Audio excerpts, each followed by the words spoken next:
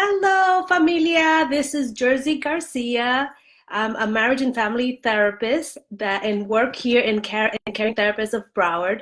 And I'm here today to talk to you about some tips, give you some tips on how to make a new marriage last a lifetime.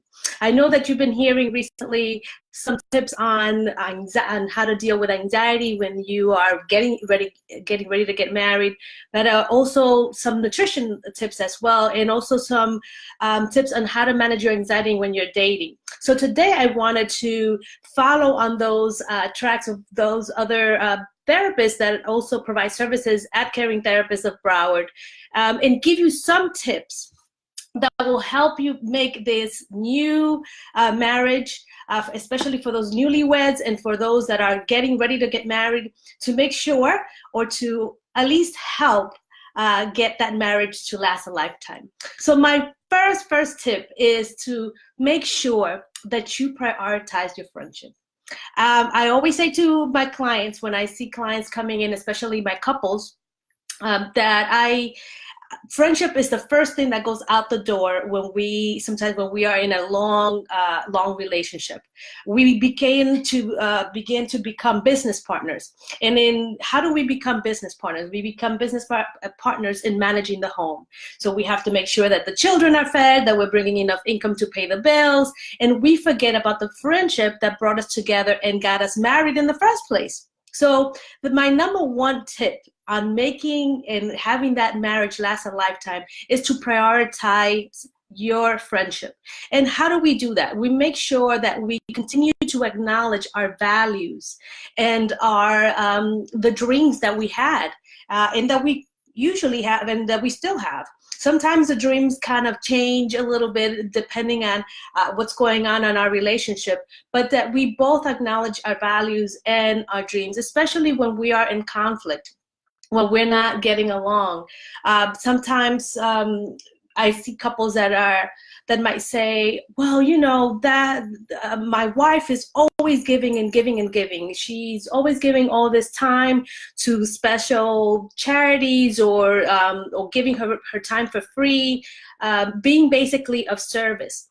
But that person also knew that before, one of the things that attracted him to, let's say, that partner was that she was of service. She was a person that valued service a lot, and that for her was important to be of service in her community or in her in different areas of her environment. So instead of seeing that as a bad thing, is recognizing that that's something that your partner values, and maybe seeing how you can assist and maybe channeling that sense of value or that sense of service in ways that are not like detrimental to the relationship or to sometimes the health or the time of that other person.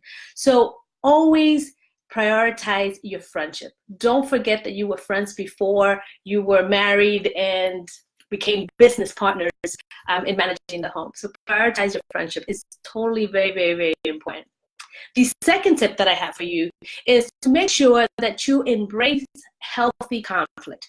You are going to have conflict. If somebody comes to my office, or a couple comes to my office and tells me that they never fight, I know that that's the problem, because you are going to fight. There are going to be disagreements always. You probably had disagreements before you get married. You definitely going to have disagreements after you are in a long-term relationship after you get married. So it's just about how are you going to be in conflict? How are you going to start the conflict? So some of the tips that I give couples is that my training, by the way, is that I'm a level 1 Gottman trained therapist. So learning from Gottman, one of the things that the Gottman mentioned in starting a conflict when you are in conflict is to begin with a soft startup. So when we say a soft, or when they mention a soft startup, is that you always come from a place of I.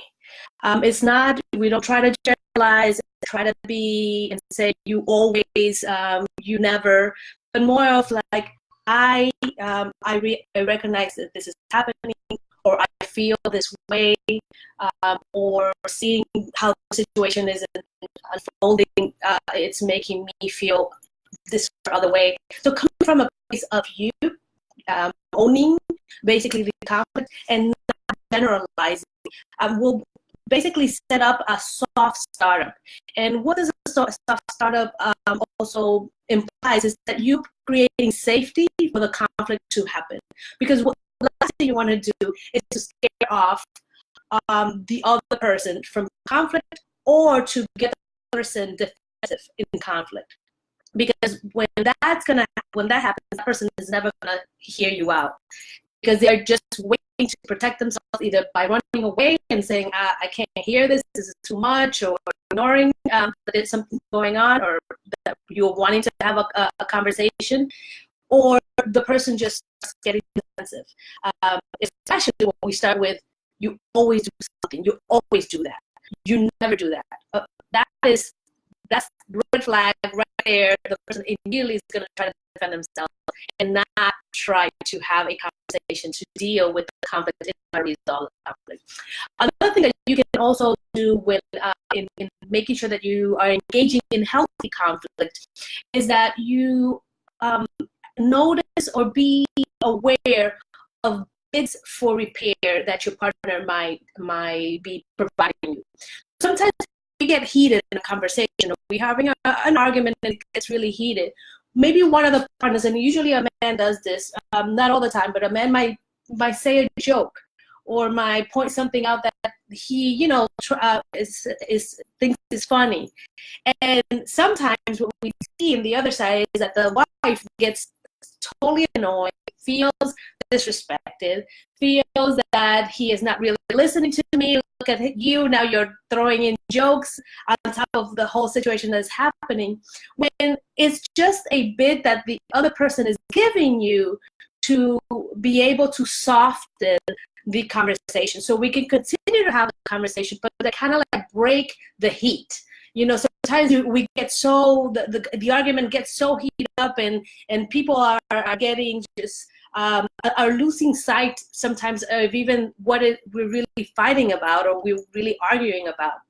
So if somebody is offering you a bid to an attempt to repair this, to make it better, to kind of soften the blow so we can continue having the conversation and resolve this, please take it. Please take the offer, and not downgrade it. Don't make the other person feel bad. They're just trying to continue to have the conversation, but more in a healthier way. It's just basically a way of telling each other that, hey, we gotta like lower it a notch because we're not getting anywhere. We're not getting too heated up here. So those are just some tricks, some tips to embrace healthy conflict. You can do it.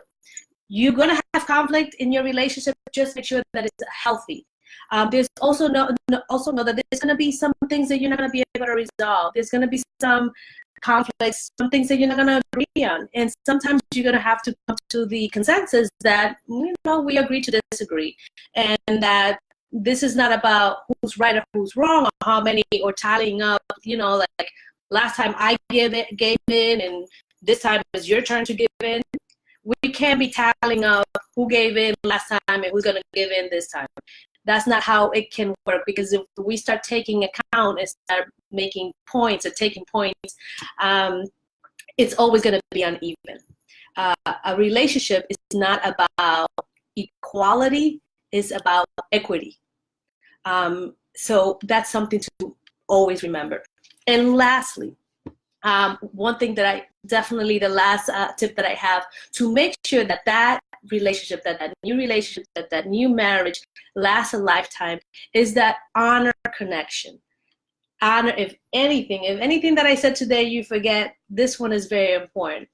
Honor times to connect. When we start having children, when we start, getting busy with our work, we start forgetting about the importance of connecting as a couple. And it's really, really important that we plan, that we make time for it. And if we, and making time for it means planning. I know sometimes people feel like, well, why should I plan for connection? Why should I plan for sex? Why should I plan for intimacy? I mean, it should be spontaneous.